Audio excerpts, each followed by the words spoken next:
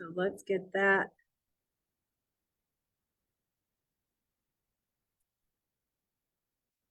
Get it going, get it going.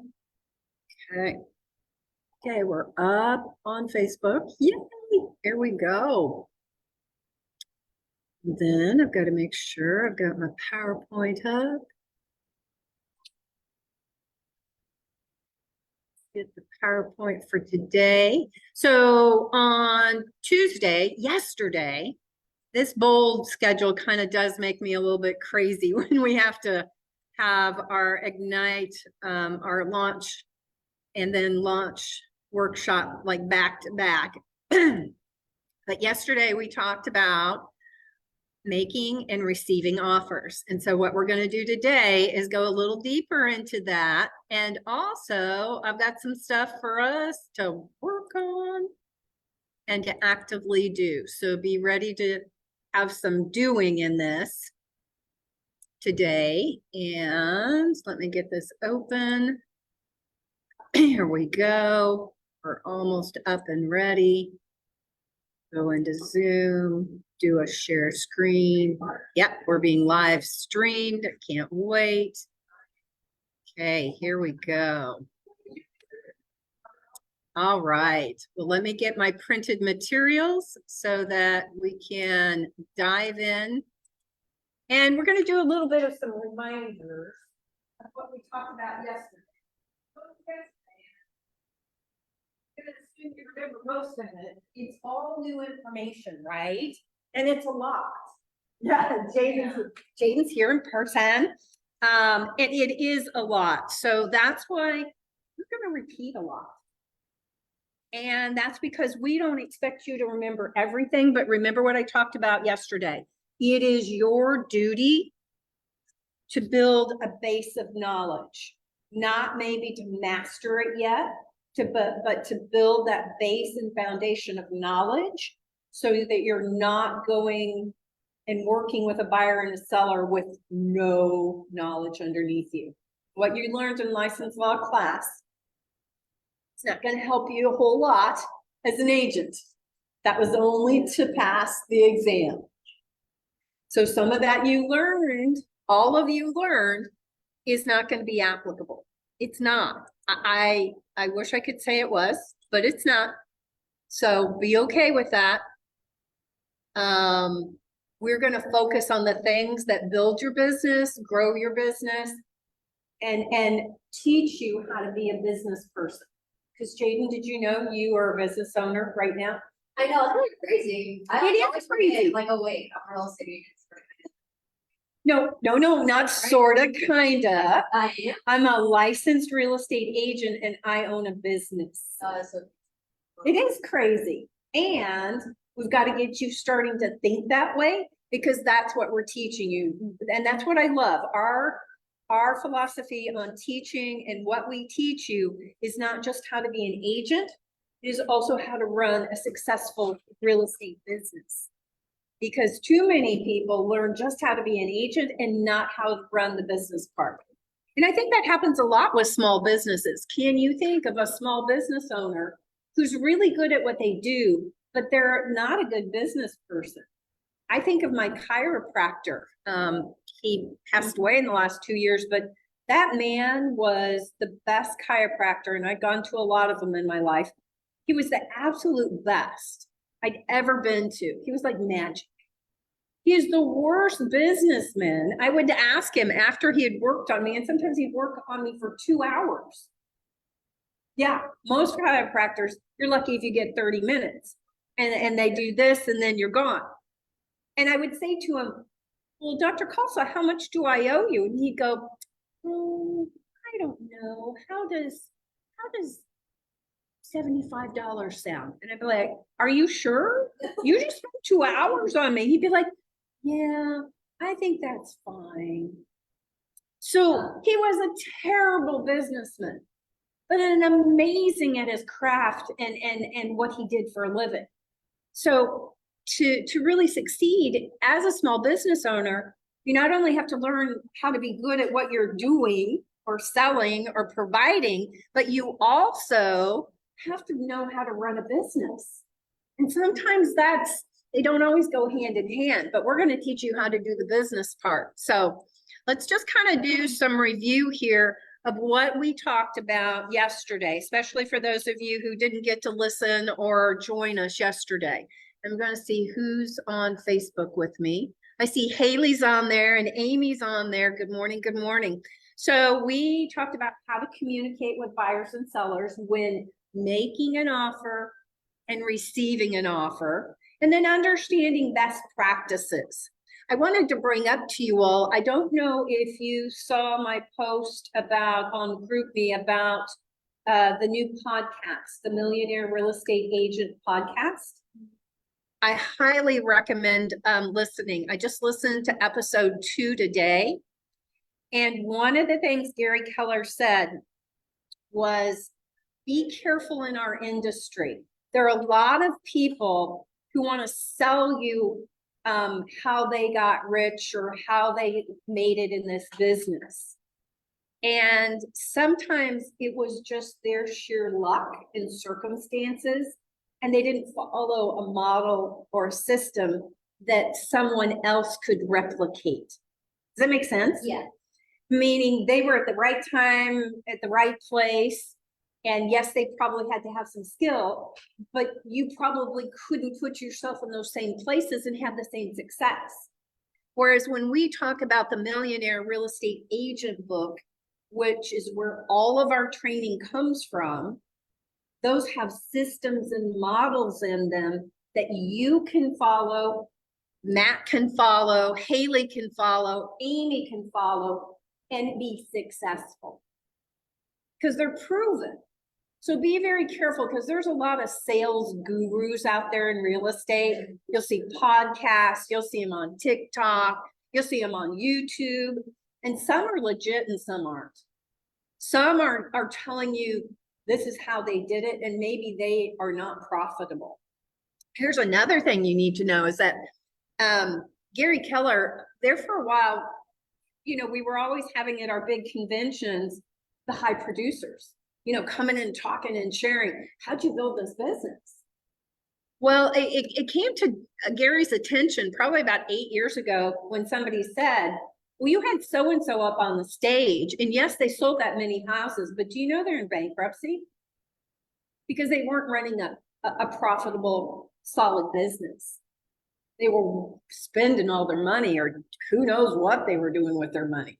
And so now to be up on that stage, that national stage for family reunion or mega camp, those agents have to prove not only are they successful in selling houses, but also in running a business, which makes so much sense, because we can see a facade of shiny and say, oh, look at them, they've sold 10 zillion houses, but they may owe 80 to 100,000 to the IRS and not be showing any profit because they're just spending that money as fast as it comes in.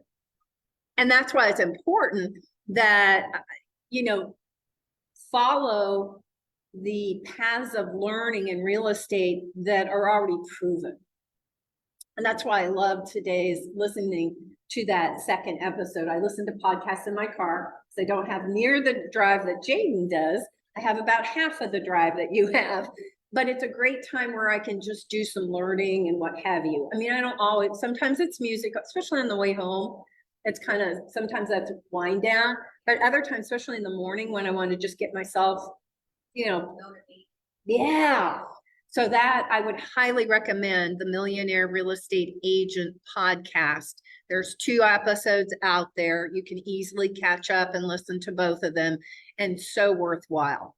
So, and I just went on, I have an Apple, and I just went on my podcast. It should be, any place you can access podcasts, you should be able to pull it up. Yeah. Any questions on that? Then let's talk about, okay, I want to talk about, we're going to go back into that communication in the offer process. And there's some additional steps that are key that you need to keep in mind. And I touched on some of them, but I think they're so important to go over again. Remember, when a buyer makes an offer, there are three ways a seller can respond. And they are, as you'll see here, they can counter the buyer's offer, they can accept the buyer's offer, or they can reject the offer. Do you remember what I said about a seller rejecting an offer? What did I say yesterday? Doesn't always mean no. You have to. You can't just assume it, right? You said they wanna like learn more about it. What I talked about, yes, almost. Okay, sorry. You're in the ballpark. Okay. What I talked about with as a listing agent yesterday is make sure that you're encouraging your sellers not to reject offers, Oh, because it can be just a starting point for a buyer. And we shouldn't give up on a buyer until we as agents have gone to the table to negotiate to see if we can get that buyer to offer more. So we should allow us to do what we get hired for, and that a big part of that is negotiating. So I try to encourage all my sellers, please, please, please, let's never reject an offer. Let me go to work. Let me see what I can do and see if I can get the buyer to move off of that price and see if we can get an offer that's more to your liking, Mr. and Mrs. Seller. It's very important. So here's where I want to talk about something that doesn't get talked about enough until you start experiencing it as an agent. And that is the emotions that can bubble up during a real estate transaction. No one prepared me for it. I came from the corporate world and I was not prepared for people getting all like in a tiz and wound up and emotional. I was not. I was like, what is wrong with these people? Calm down. And then I had to learn that these buying and selling houses is not a business transaction for buyers and sellers. It's a personal transaction, and personal transactions have emotions that come into it more so than a business transaction. That's not to say that there are never emotions in a business transaction, but usually it's about terms and dollars and figures. With a seller, think about this. And I wasn't prepared for this. Sellers are selling their castle, their home, their fortress, all the memories, all the pride and ego. We added that deck. We redid that bathroom. I painted that whole living room. I finished the basement, right? Kids grew up here. We held every birthday party here. That sense of the pride of ownership is a real thing, and there's emotions attached to it. So I want to share with you right now, if you haven't heard or experienced it, I want you to get ready that there's going to be emotion that happens.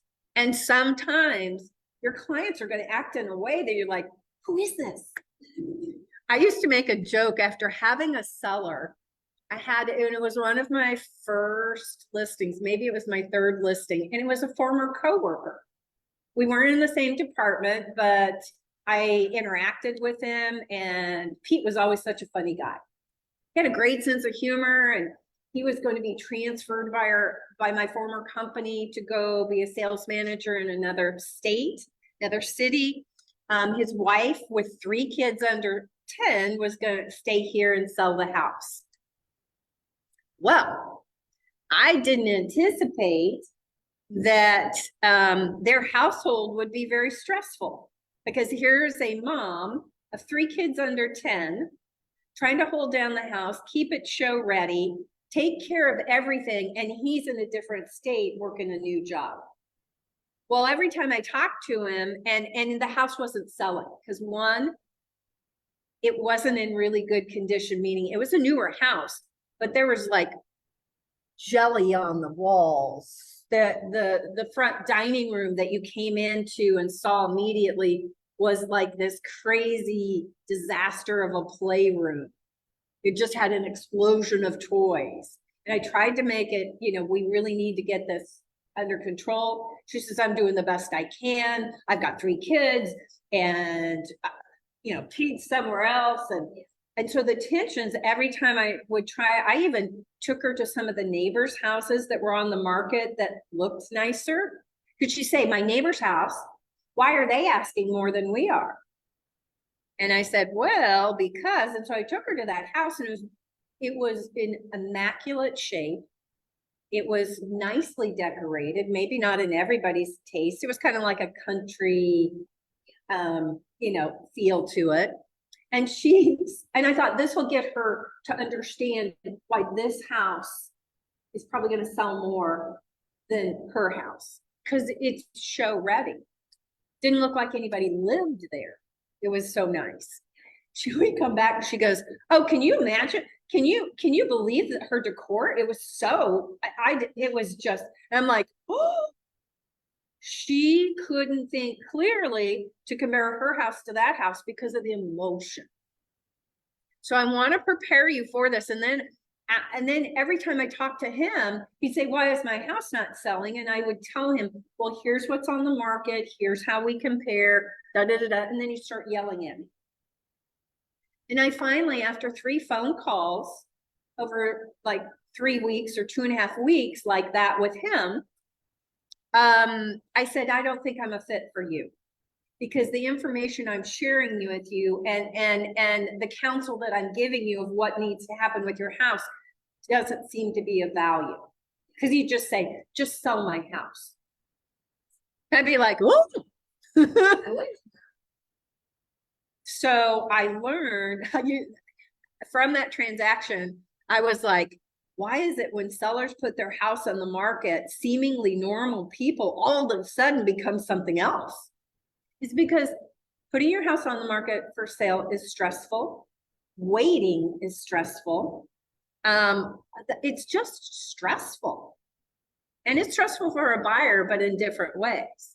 So you need to be prepared for the emotions that go on in our business that I wasn't. And realize that we probably would all do well with a degree in psychology, because sometimes you're going to feel like a counselor. But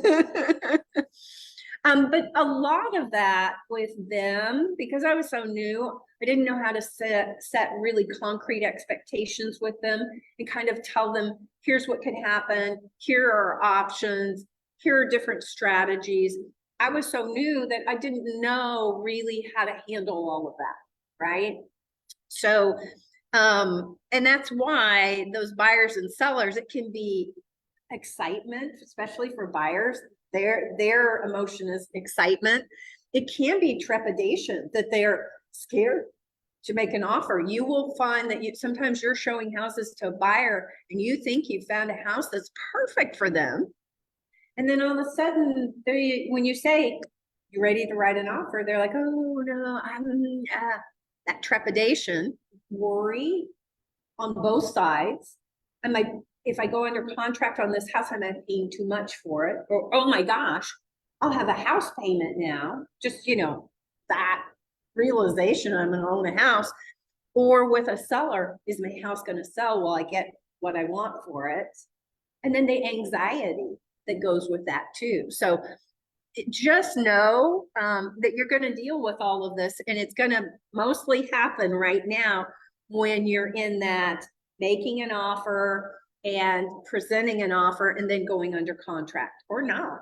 So I'd rather you be aware of all of this now as an agent, because when emotions run hot for others, it's your job to remain professional and keep everybody together.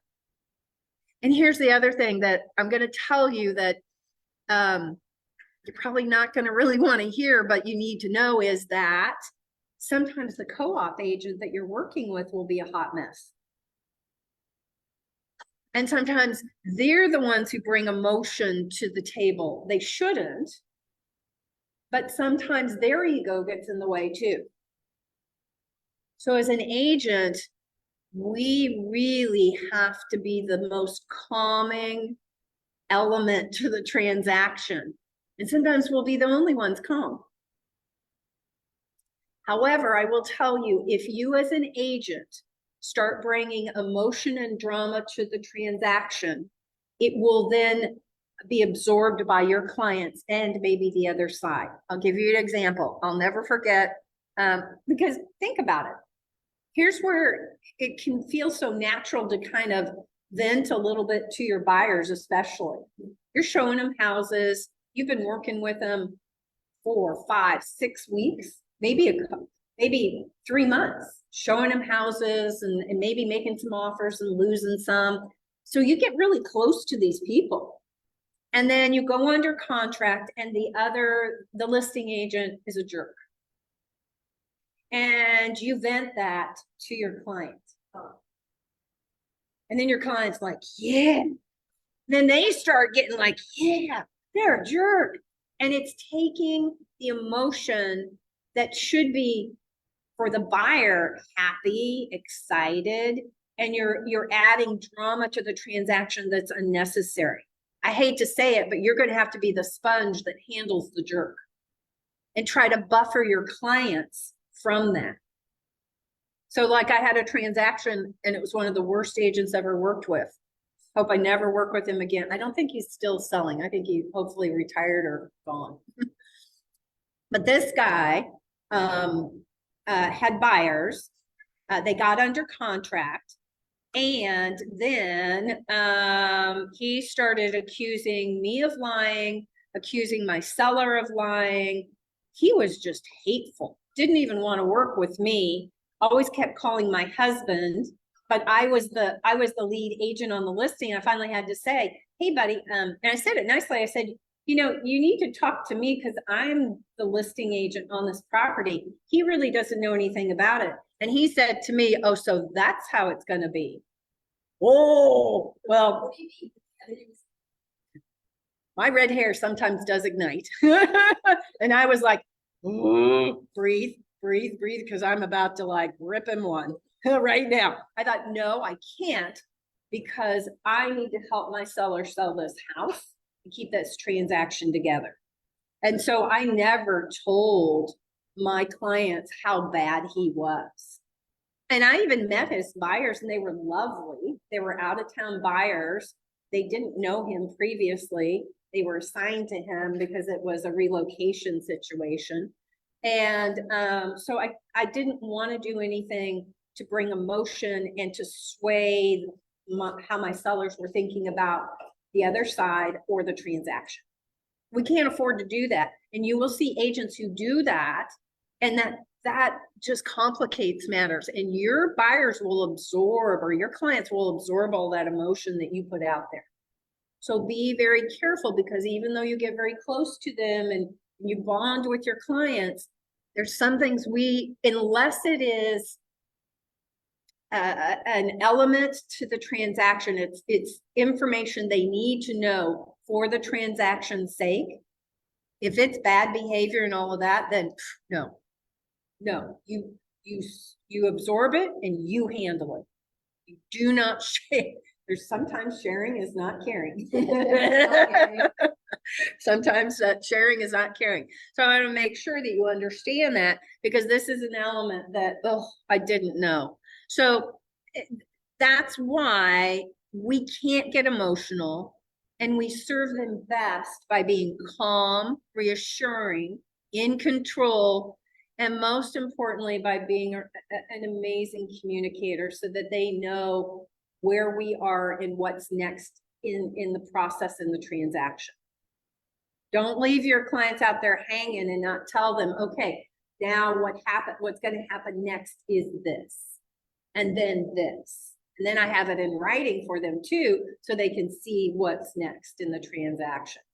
Because that's when people get anxious and sometimes or impatient with us, not knowing what's next, because we are just taking care of it. Does that make sense? Yeah. So that importance of communicating in a timely manner.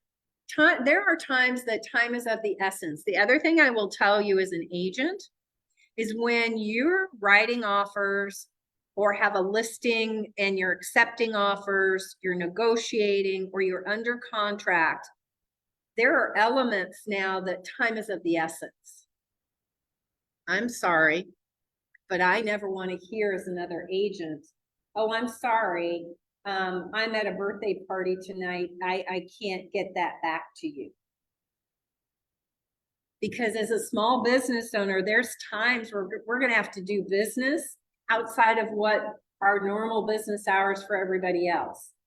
So you've got to make certain, I'll be honest, and this is some of the not so glamorous part of our job is there are times that I had to excuse myself from a family dinner or step away from a table in a restaurant and find somebody place quiet to take a phone call or handle something. That time was of the essence, because there are places in our contract that there is a clock ticking loud and clear, and it is your job to get it done. If you're sick, what are you going to do? What happens if you're sick and you're flat on your back and you feel like crap? Then this is where you will have to understand you have to have peer partners in this business, meaning you have to have other agents that you trust that could step in and help you, and you would do the same for them. So when I was a new agent, it's most naturally the people you start with, you know, the other new agents, and you find one or two that are your peer partners that you say, you know what, if you need somebody to show one of your buyers north of the river while you're in an inspection in Grandview, I'll help you out. And you'll do the same for them. Because you cannot do this business all by yourself. Otherwise, you'll never take a vacation, and then you have no business being sick. Because there are times where we can't do business. But remember, in the transaction and writing and accepting offers, time is of the essence. And so there are times you're going to have to excuse yourself to something that's in your personal world. And that's why I will tell you, if you're married or if you have a partner, significant other, or family, you've got to explain how this business works. Because if you're not careful, they can become resentful of the intrusions on the personal time. Now, it doesn't happen all the time. It's only when you're working with a transaction, right? You've got to tell them and have them understand, because most people don't understand what we do for a living. They have not a clue. So it's up to us, but we've got to have our loved ones understanding. There'll be times, there'll be interruptions. Now, here's what I will also tell you, because I was not good at this, so don't follow me. I have a bad habit. I'm a workaholic. And when I became self-employed as a real estate agent, I worked 24/7, to the point that sometimes my family was on the back burner, to the point that my own child at 10 years old had to shut me down. Meaning every time, some of you have heard this story, every time I go pick her up at aftercare, I'd be on the phone. Business. Get in the car, I'd be on the phone. Well, one day I did that. I'm like, I get to school and I'm like, honey, come on. And I'm on the phone. We get in the car and I'm like, shh, I'm on the phone. I get off the phone and she lights into me like nobody's business. She goes, I hate your job. I hate what you do. And you're always on the phone. She was right. Broke my heart. It's the hardest thing to have one of your kids rip you one and it be true. And so I had to negotiate with a 10-year-old of how I was going to conduct myself when I picked her up from school. Honey, I'm so sorry. I will not be on the phone when I come to pick you up, and I won't be on the phone in the car unless it is something urgent, and then I will ask you and tell you what it is and why I need to be on the phone. A 10-year-old had to teach me how to be better. But sometimes that's how it hits us. So you need to make certain, because this job can be demanding, that you are giving time and attention to your family, and not, because when we're self-employed, it's hard to turn it off. It is, especially when you start getting busy. And that's where I wish I'd had leverage when I was in the business. I wish I'd had a transaction coordinator to do all my paperwork. I would have happily paid for it, but it wasn't a thing. Actually, when I started out as an agent, it was more of it was a sign of courage and bravery that you did it all as an agent. What? You have somebody doing your paperwork, you wimp? I do it all. But that also meant, here's how my evening went. I'd get my kid home, feed her, we'd do homework, we'd do bath, we'd do bedtime. I'd put her to bed, I'd get back on the computer, do my real estate and my paperwork until 12 or 1 a.m.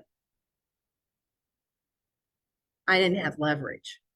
I preach to you all to have leverage in your business. So that's why I love that we have the ease of now sending the documents electronically through Dotloop. There's some things that will really help you and make it easier. And so that's important. Any questions or comments on that? Okay. I like to really keep it so that you guys don't have surprises as much as possible. Yeah. And our job is to eliminate as many surprises for our clients as possible by setting expectations, communicating clearly. And I want to do the same. I don't want you to think that everything's perfect. So one of the things we went over yesterday, and I kind of wanted to go over it again, is ready to make an offer. And I printed this up.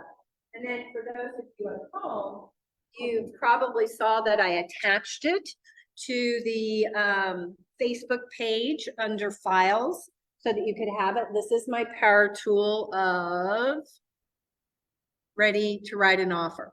So here's what talking through the offer, again, on the communication part. After this right here, the ready to make an offer is everything you need, almost everything that you need to write an offer. And as you can tell, there's a lot. So please, like I said yesterday, please don't be under the illusion that you can write an offer in 30 minutes. Even experienced agents probably can't write an offer in 30 minutes because you got to have all this, right? So it's not something that we can do like that. And you're going to already be very stressed, especially here in the beginning when you're doing it for the first time. And here's what I'm going to tell you. Your coaches, your contract coach, Linda, who has to see all your contract documents here in the beginning, because I don't want you sending anything out for signatures until she's seen it.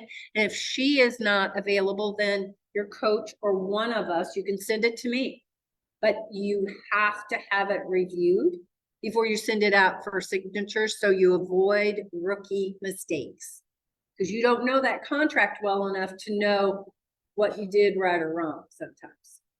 And again, that's why I said the training's on you, and you've got to be taking that contracts class and understanding this so that you have, remember I said, you got to have a base of knowledge.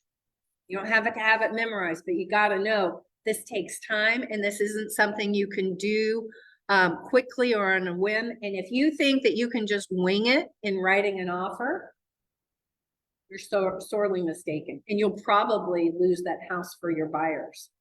And it could be their dream house. If you don't know Dotloop, you're screwed. You are. It's going to be doubly as stressful. So going to Brett's Wednesday classes are very important about how to use command and opportunities in Dotloop. Remember, that's on you. Our coaches will help you as much as possible, but they're not to be your one-on-one trainer. They're not. Now, should you then be asking them, what do I do next? And what should I expect? And what comes next? Well, one, get my power tools and look at what that process looks like once you're under contract. And this, because they're not going to sit down and should not have to sit down and read this to you. You should have this in front of you, say, okay, but I don't understand this one. What's this mean? And get their clarification. Make sense? Because here's what we know, and some of you are going to be like, no, I want somebody to like take me all the way through it in every tiny little step. And I wish we had the luxury to do that. But as an agent, if you're not able to take action and take initiative, you're going to have a hard time in this business because nobody's going to push you. We try to inspire you as coaches, but I cannot, Jaden, make you do anything.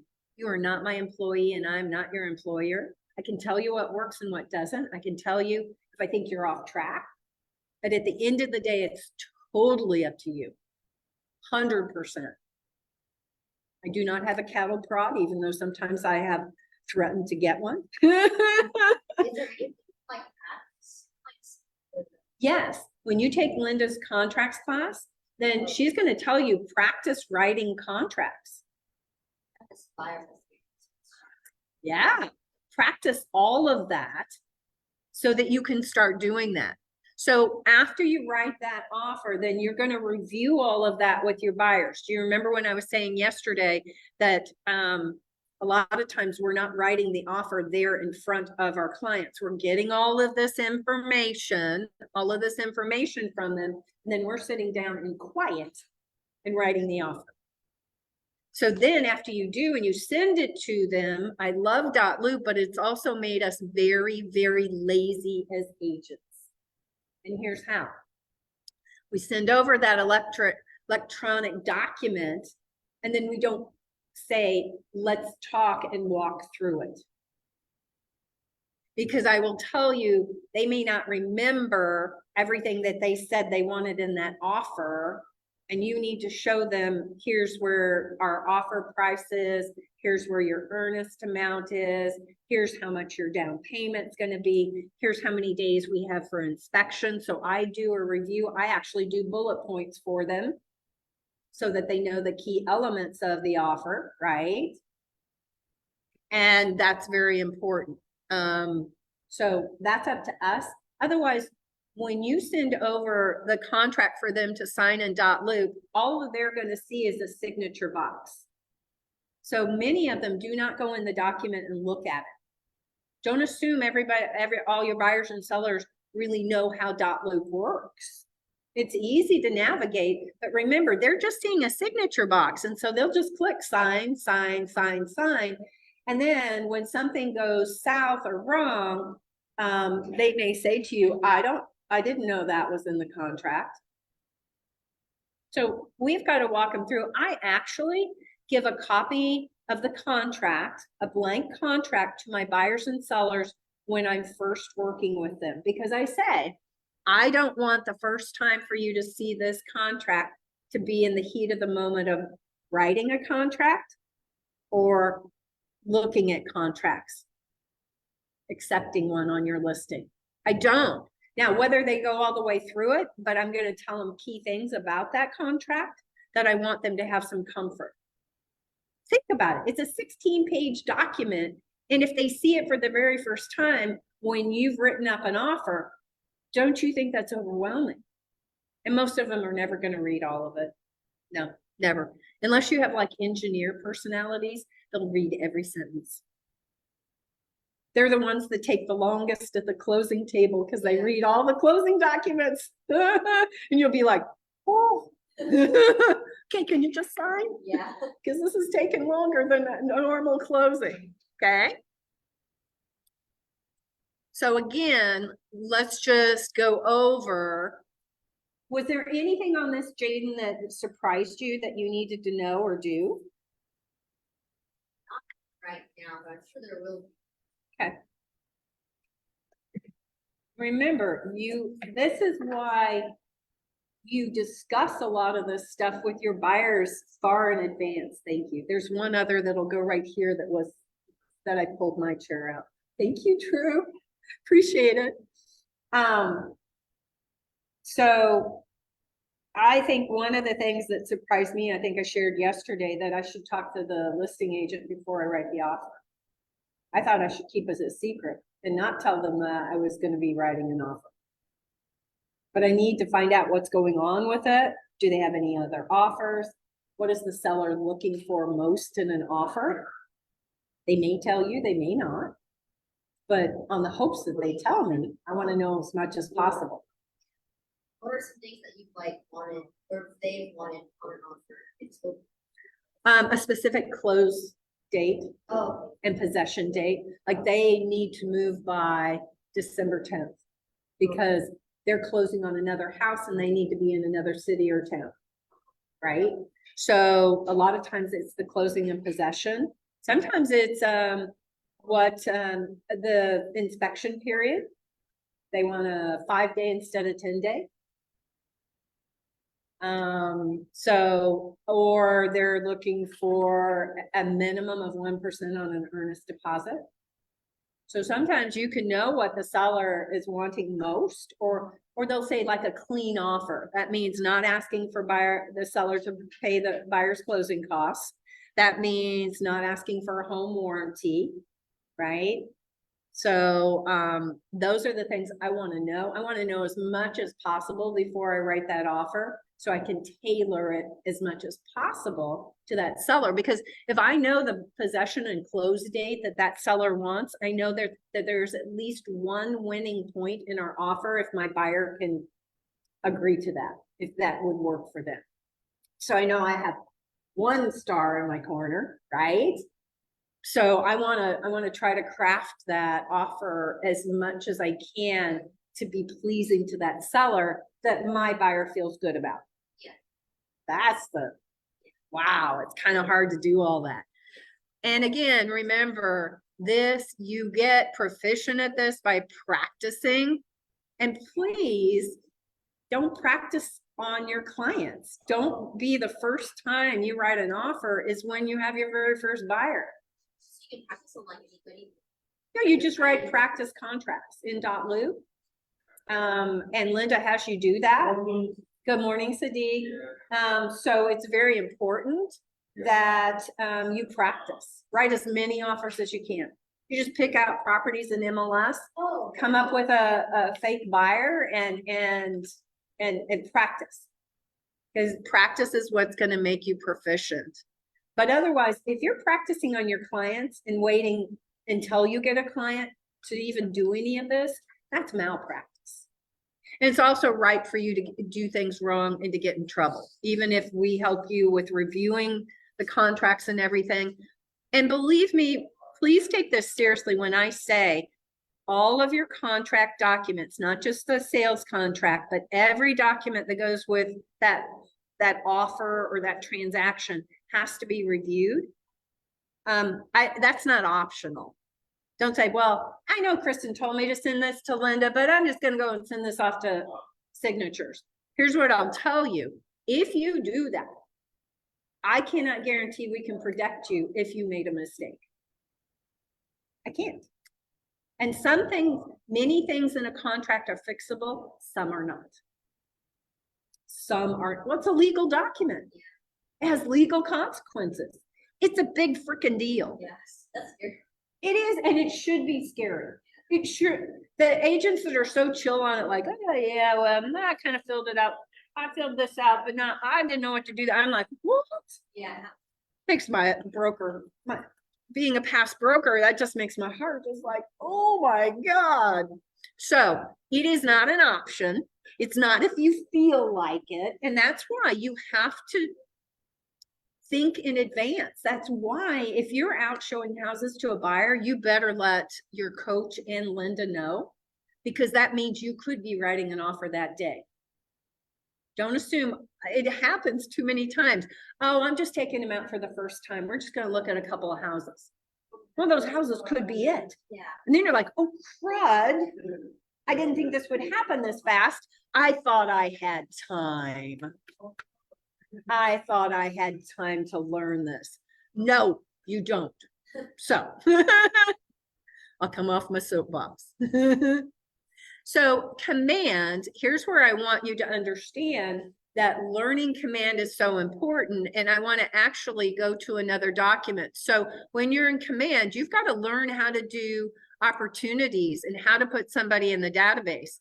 So I want to show you also going to Brett's classes, but you will see there are a lot of helpful help stuff on command. So let me share this. And this shows you, because sometimes you'll go to the training. Let's be honest. You go to the tech training. Brett makes it look so easy. You get home and I forgot this. And then you're like, oh, what was the next step? Yeah, you forget. You're like, what did he do next? I can't remember. Okay. So it happens to me all the time. I'll be so confident. I'll be like, yeah, I know how to do this. I saw it was so easy. And then I'll forget a step. So in here, and there's a link, and I will post this link on our Facebook page of here, create an opportunity, an offer in opportunities. And that opportunities is the portion of command where your transaction and all your transaction documents go. And it is also where you start .loop. You do not go to the .loop website and start your documents. You start within command because it's linked to .loop. Make sense? And that's a common mistake that new agents make. They go start stuff in .loop and it's not linked to command and in opportunities. So this actually walks you through where you need to be. Click on the phase. And remember, to get into opportunities, remember your client has to be in the contacts. All of their information has to already be in command before you start that opportunity, because it's linked.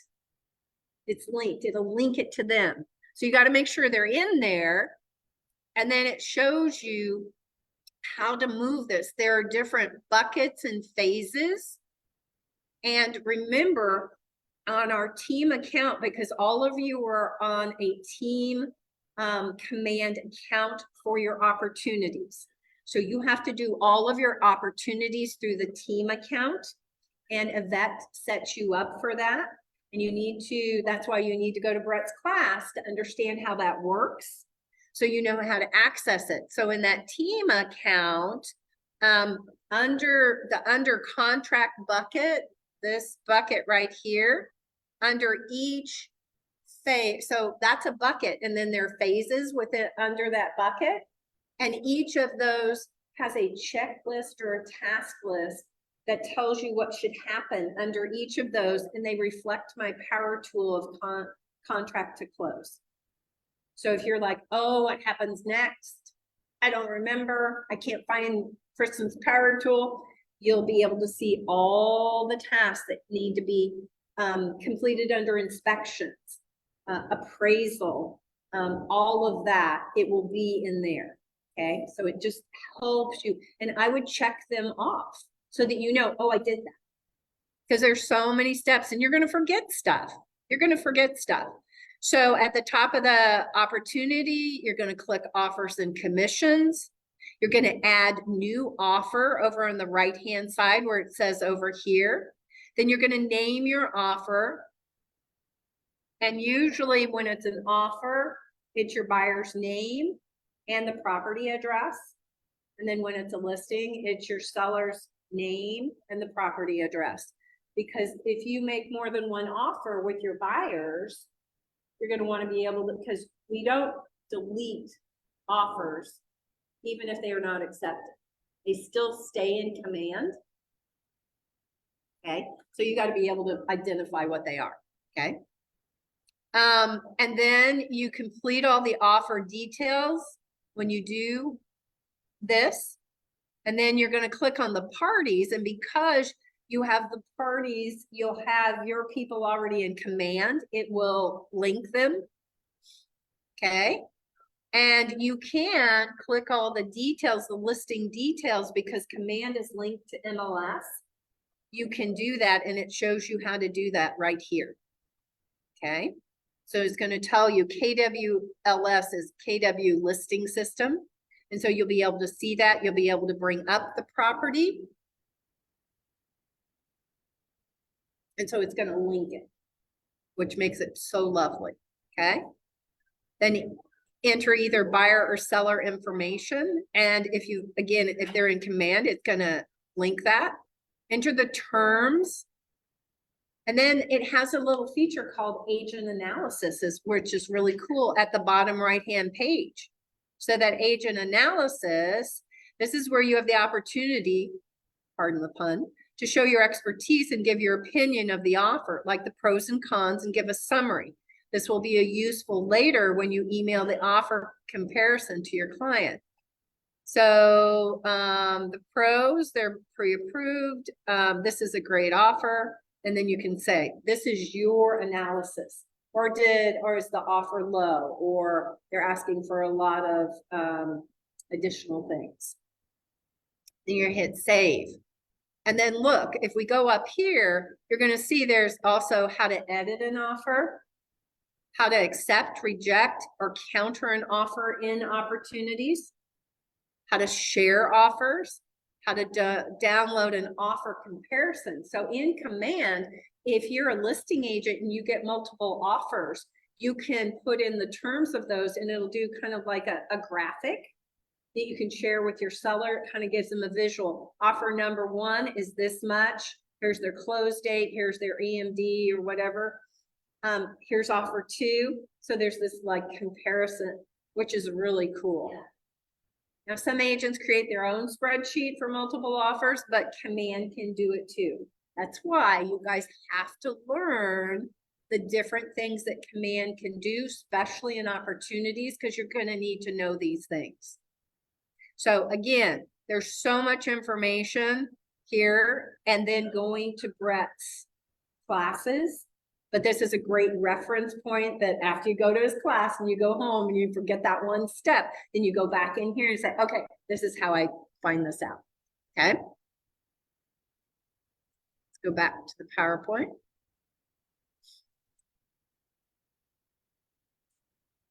So knowing Command is on you. You've got to know it. It's too hard for us as coaches to bring you up to speed in when you're trying to write an offer. Does that make sense? It's kind of like we're trying to have to teach you a system before you can even make an offer. And then you tell us the offers have to all be submitted in an hour. And then we're like, I'm not going to have them. Highly unlikely.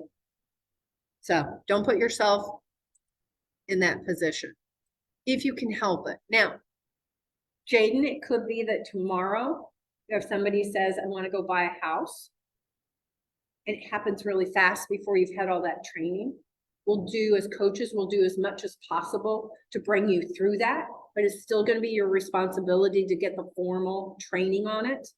We're just going to help you get through that moment. But if you've been in our program 3-6 months, and you go to write an offer and you say, I don't know how to use dot loop, I may smack you. Yeah, 6 months. What were you doing for 6 months? You were waiting. So no, that's on you.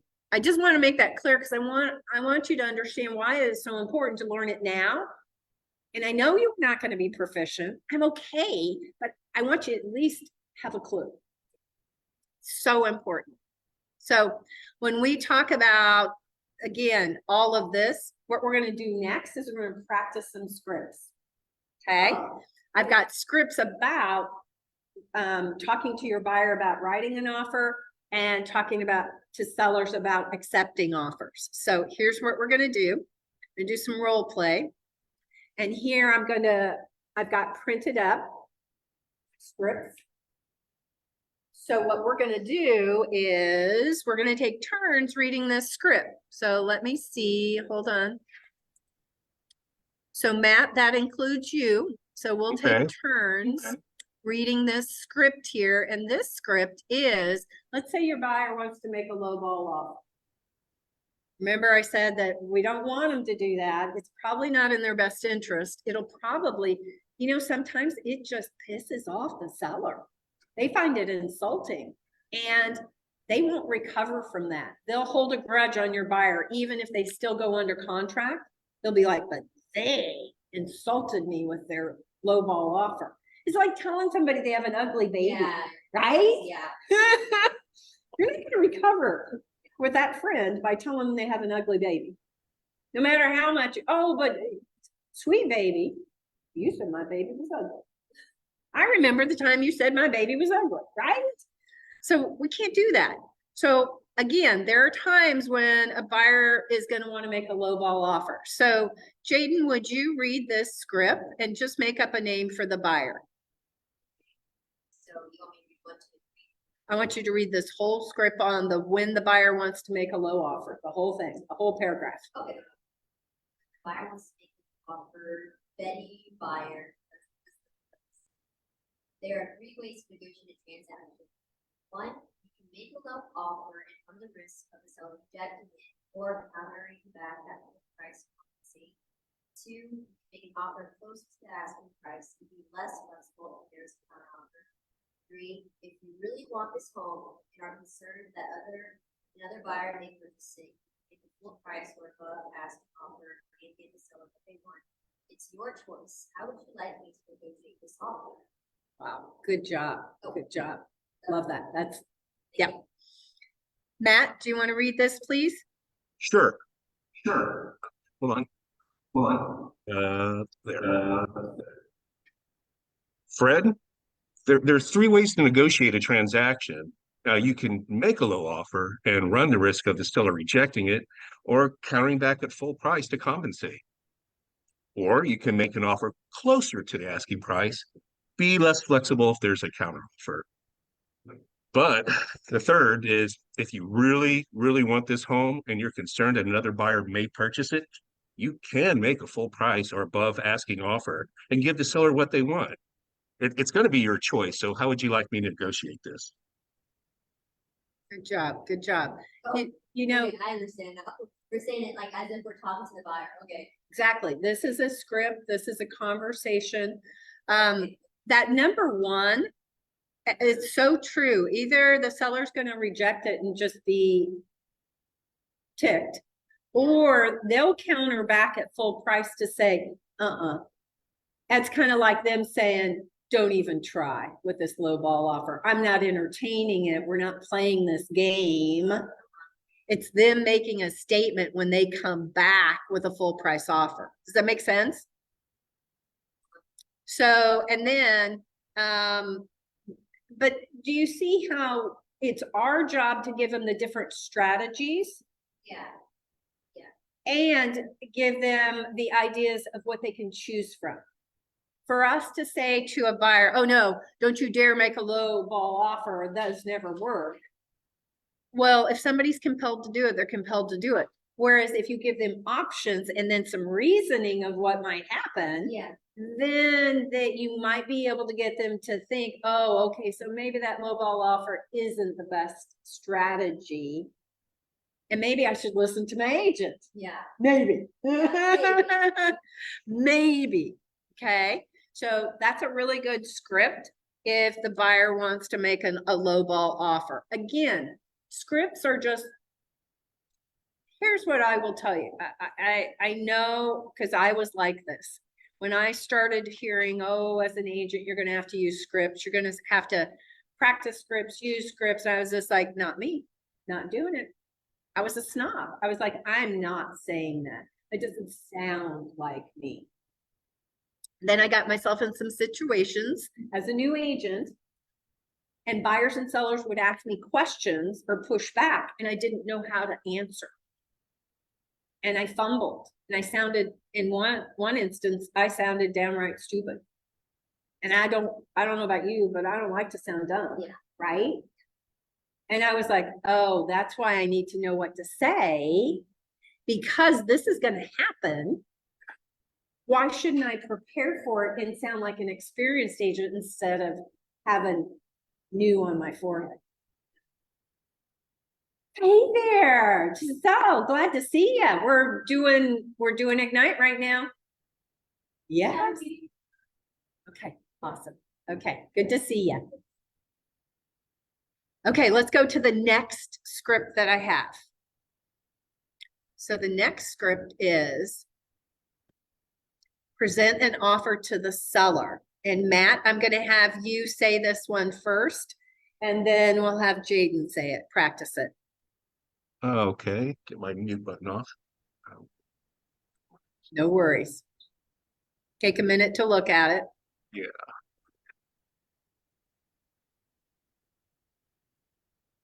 Gonna go through the fur with you? Yes. Okay, got it. Present an offer to the sellers. Okay. Good Here, let me afternoon. do it. Go ahead. Yeah, Oh, okay. Are you ready? There's a delay. yes. Good morning. This is Matt Rankin with Keller Williams at the Market. Yeah, just say, this is Matt Rankin with Keller Williams, Kansas City Metro. No, okay. Good morning. This is Matt Rankin with Keller Williams, Kansas City Metro. We have an offer for you here to review, and I'm going to go through the offer with you. Is this a good time? Now, the offer they came in with is about 20 grand off. They're putting this money as earnest money, and sorry, I should have read this So you would further. say the amount, that's And okay. You would say 1% the amount of, yeah, as the total down payment. Now, they want to close on the 3rd of December, and they're asking for 10% in repair limits. What do you think? and I would actually make this a little bit more informal. I would just say, hi, Yeah, this is Chris. Because this is your listing agent going to the seller. This is not the buyer's agent, because the buyer's agent does not present the offer to the seller. Although you do have the right to request to present the offer in person to a seller. That's pretty rare that happens. It's usually you're presenting it as a buyer's agent to the listing agent, and then they're presenting it to their client. Hi, Sarah. So in this one, I would have just said, hey, it's Kristen. We have an offer for you to review. And I'm going to go, there's a typo in this script, I see. I'm going to go through it with you. Is this a good time for us to go through this offer? All right. And then I'm going to say, here's what they're offering. Here's the offer price. This is the amount of earnest they're putting down. This is their how much their down payment they're putting. And here's when they want to close.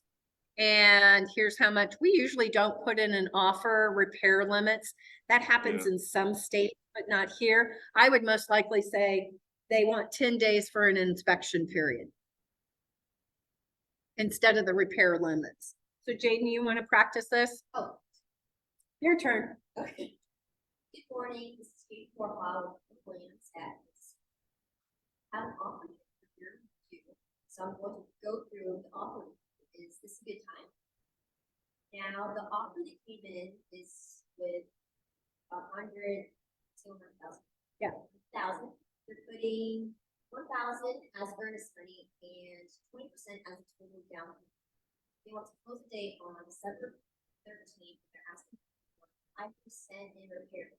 What do you think? Good job. Good job. Good job.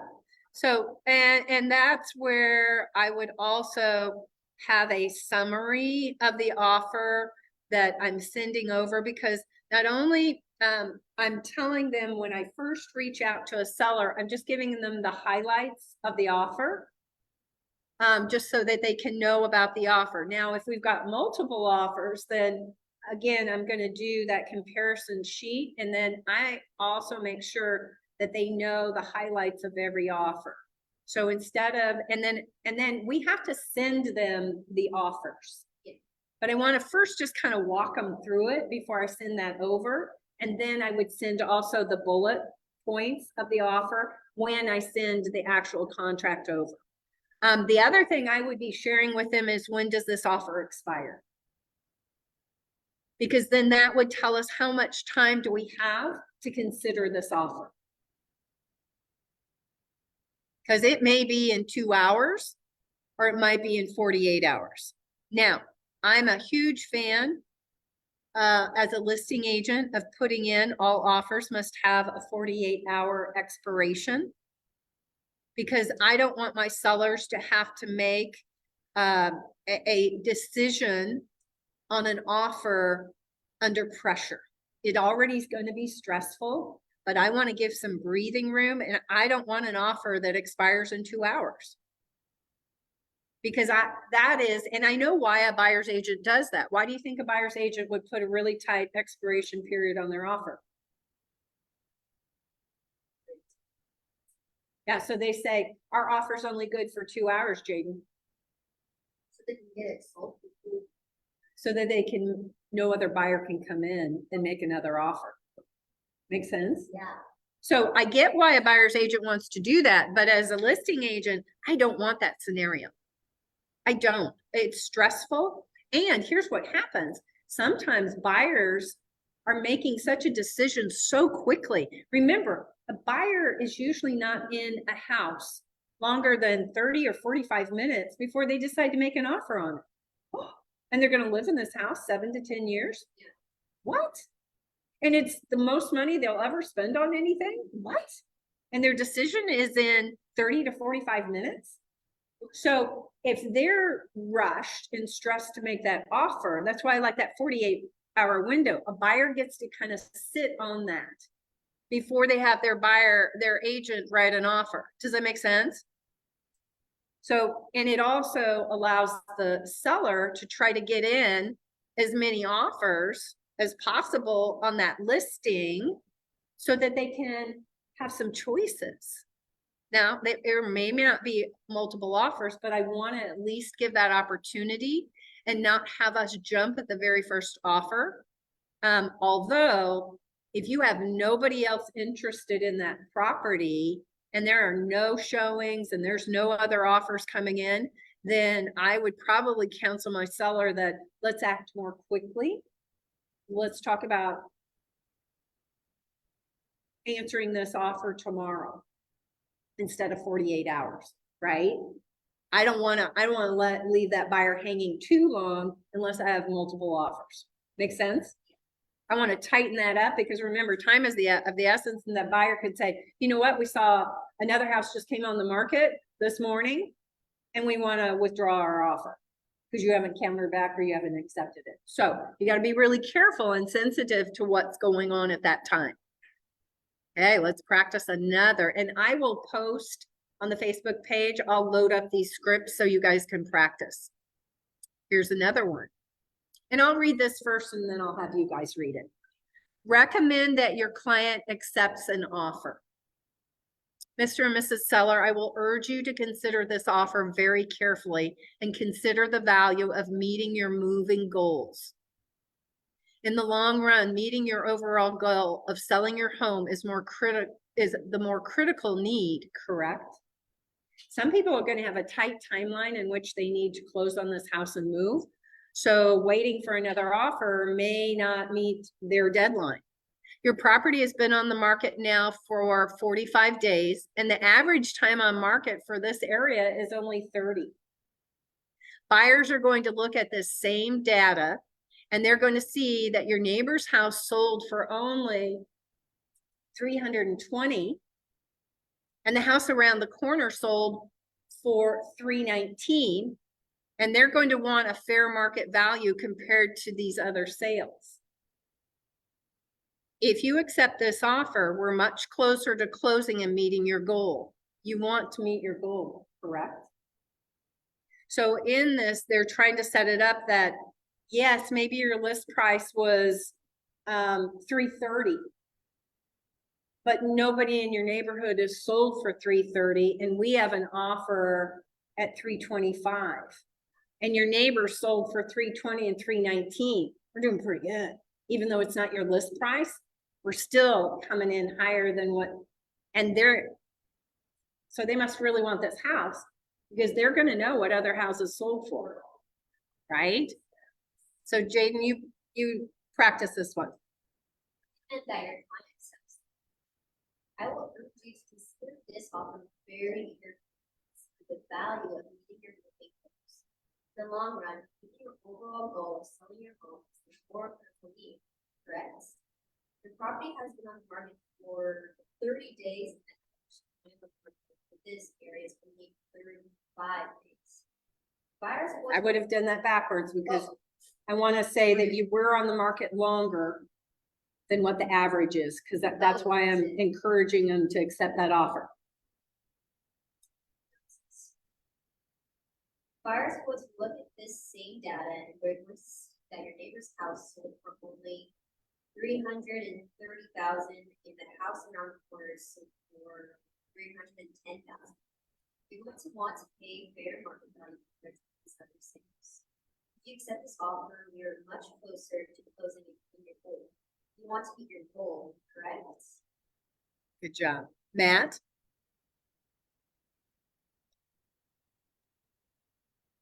Okay, there we go. I will Yes. urge you to consider, oh, can you hear me?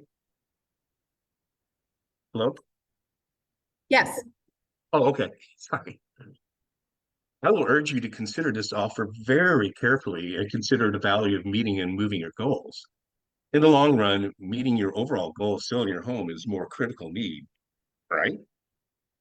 Your property's been on the market 45 days now, and the average time for the market in this area is about 25. Buyers going to look at this same data and they're going to see that your neighbor's house sold for 325 and the one around the corner sold for 330.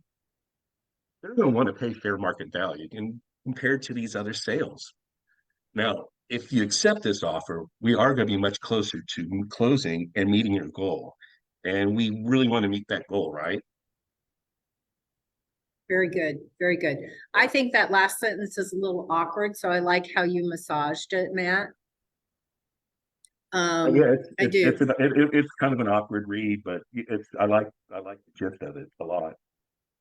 Gives you the gist of what are we going to cover, what are the points to talk to your seller about to get them to really consider this offer. So well done. Let's go to the next one. Recommend that your client make a counter offer. We look at any offer as a positive thing initially. We always recommend a counter offer instead of rejecting an offer. It may be that we can negotiate this up to where we need it to be. Let's put together a solid counter offer. We need to get it back to them as quickly to keep things rolling and see if we can make this offer work. I think the thing to focus on here is the price you want to get for your home. Putting this offer aside, if you could get this home sold and closed in 30 days, what would you feel comfortable selling for it for today? Let's put together a counter offer that would put us in the range of where you feel comfortable. Remember, not all offers are going to work, but it's a good sign that we're getting an offer. You've made this person's list as the house that they thought was one of the best homes for the money. I'll call the other agent and ask them how they came up with that price. So the idea being is we want to always encourage, like I said before, a counter offer. Let's not reject offers. Let's see if we can get some play and do what we're hired to do, and that's negotiate. Let's see, and what price, if we could get this under contract today, what price would you be willing to take, Mr. and Mrs. Seller?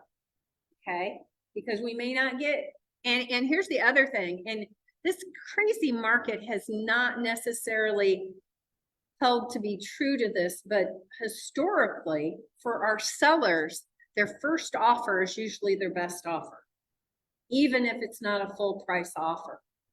I can give you an example. I have a client, a growth coaching client, and he had clients who they got a first offer and it was almost list price and they rejected it. And then they sat and they sat and then they got a much lower offer. They rejected that. They sat, and they got below market and they sold at that because they waited too long. And days on market have an economic consequence, meaning your seller will be dinged for having too many days on market because buyers assume something's wrong with it. Even if we tell them as buyer's agent, oh no, they just started out too high, they still think something's wrong. And they will punish you financially and offer less and less and less the longer it's on the market. So very critical. So Matt, do you want to practice this script? Sure. Off the bat, we look at any offer as a positive thing. We always recommend a counter offer instead of rejecting an offer, though. It might be that we can negotiate this up and get it to where we need to be. let's put together a solid counteroffer. Let's get it to them quickly so we keep things rolling and see if we can make this offer work. Now, I think the focus here is the price you want to get for your house. Now, putting this offer aside, if you could get this home sold and closed in 30 days, what would you feel comfortable selling it? Let's put together a counteroffer that puts us in that range where you feel comfortable. Now, remember, not all offers are going to work, but it is a good sign that you're getting an offer. You made this person's list as a house they thought was one of the best homes for the money. Now, I'll call the agent and ask him how we can get to come up with that price. Yeah, sometimes we're gonna ask the other agent, how did your buyers decide that offer price? Sometimes I'm just gonna put together a solid counter and not even ask them how they came up with that price, because I'm gonna be honest with you, sometimes the other agent will get defensive. Yeah. Now, we all look at comps and pull comps differently. There is some subjectivity to it. And so what I would do is in my counter offer, I would be explaining how what the comps were that we based our pricing on, instead of asking them what they based their pricing on. Does that make sense? Yeah. Jaden, you practice this one. Look at any offer as a positive thing initially. We always recommend a counter offer instead of rejecting. It may be that we can negotiate this up to bring it. Let's put together a solid counter offer. We need to get it back to them quickly to just keep things rolling and see if we can make this offer work. I think the thing to focus on here is the price you want to get for your house. Putting this offer aside, we could get this home sold in, let's say 30 days. What would you feel comfortable selling it for today? Let's put together a counter offer that would put us in the range we would. Remember, not all offers are comfortable, but it is a good sign that we're getting an offer. Make this person's list as a house that they thought was one of the best homes for them. I'll call the other agent and ask them how they came up with that house. Good job. You guys are doing great. Okay. I think I have one more. Okay. Now this is presenting a counter offer to the buyer's agent. So the seller has countered the original offer. Hi, it's Kristen. Thank you for the offer on 123 Main Street. We really appreciate your buyers making that offer. It was quite a bit lower than what the seller had hoped for. I'm not going to insult them. I'm not going to say, what were your buyers thinking making that low ball, terrible offer? I'm not. Don't start off on a negative. And then just pause for a moment and get them to agree with you. It was quite a bit lower than what the seller had hoped for. I'm going to pause and then I'm going to say the sellers have come back with a reasonable counter offer that should work. I would almost say that we are hoping will work. The seller is countering back at $335. The rest of the terms in your offer are fine, except for the sellers are not willing to pay for a home warranty. This is something that will work for everybody, hopefully. And your buyer is getting a home within market. I would say your buyer is getting a home at a good market value, and the seller is selling at a reasonable price. Are your buyers ready to move forward so that we can get this closed? Do you agree? I'll be honest, these scripts are not my favorite. I prefer the scripts that are on, our coaching website, coachingkc.com, and the tab up top that has scripts. I love those scripts so much better. These are okay. I'm just being honest with you guys. These are okay, but they're not very conversational, but at least you're getting the gist by practicing them. So Jaden, you want to say this one? Morning, this is Jane Formal of the Lands at Ski Trip. Thank you for your offer. We really appreciate it. It was quite a bit lower than what the seller had hoped for. The seller is keep back with a reasonable counter offer that should work. The seller is carrying back for $300,000, and the rest of the terms of the offer are 5%. The home warranty. It's a something that we will work for them. Your buyer's getting a home in the market and the seller is selling at a reasonable price. We can all afford to get this closed. Would you agree? Yeah. So we want to show that we're cooperating, but still coming back with a counter. Make sense? Matt, you want to do this one? Practice this one? Sure.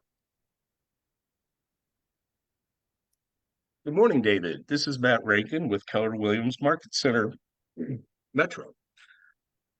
Thank you for your offer. We really appreciate it. It was quite a bit lower than what the seller had hoped. Now, the sellers have come back with a reasonable counteroffer that I hope would work. The seller is countering back with 350,000. The rest of the terms of offer are fine, except with a home warranty. They don't want to pick that one up. But this is something that will work for everybody. Your buyer's getting the home within the market. The seller is selling at a really reasonable price, and we can all move forward and get this closed. Wouldn't you agree? Well done. Well done. Can you see how this is helping you understand how to handle these situations? Because it's not just presenting a counteroffer and saying to the buyer, what do you want to do? We're advising and guiding them. It will always be their decision in the end, but with guided conversations, we're helping them figure out what to do, right?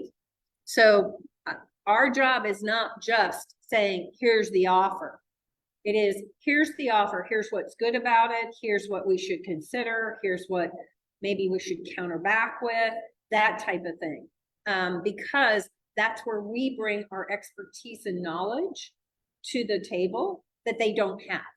So learning these conversations help you, especially when you're new, what some of those different options are. And what are some of the different choices you should be putting in front of them. So I hope this was helpful, that practicing these and talking about this. Really makes you feel. Yeah. Yeah, definitely. So I would love to see you guys practice more scripts.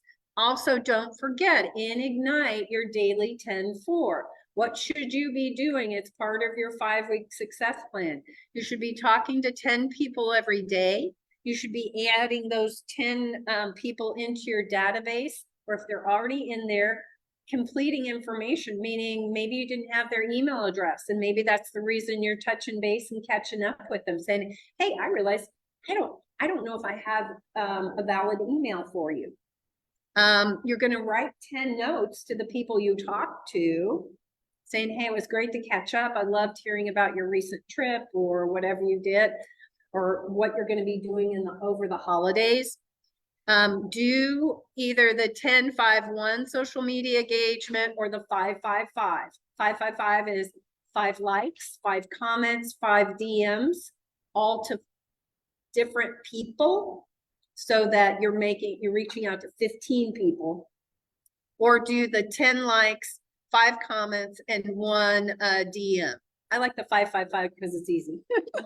I can remember that better. And then the enrichments are making sure you're getting additional training in and all of that. And then here is the link to command. So I want you going to Brett's class. And then this is the link to the information sheets I showed you, the how-tos in command. So if you go to answers.kw.com, then that's where all the resources are. And this one is just specific to create an offer in opportunities. Okay. All right. Well, go to the red class that is next, or to Brett's command and compliance. If you have not taken that class, or you still are struggling with opportunities in Loop, you need to be in that class, and then you can watch the red class online because it will be recorded. Sound good? All right. Well, thank you, Matt, for being on board. Appreciate it. Thank you. Those of you, we had quite a few on Facebook also, so thank you for hanging out with us and practicing scripts. And I hope if you were watching on Facebook that you're practicing the scripts too. And we will see you Well, we're gonna see you around. Tomorrow's bold. So some of us are gonna be being bold tomorrow. And then remember, we have classes on Tuesdays and Tuesdays and Wednesdays next week. All right, see you guys later. Bye. Bye.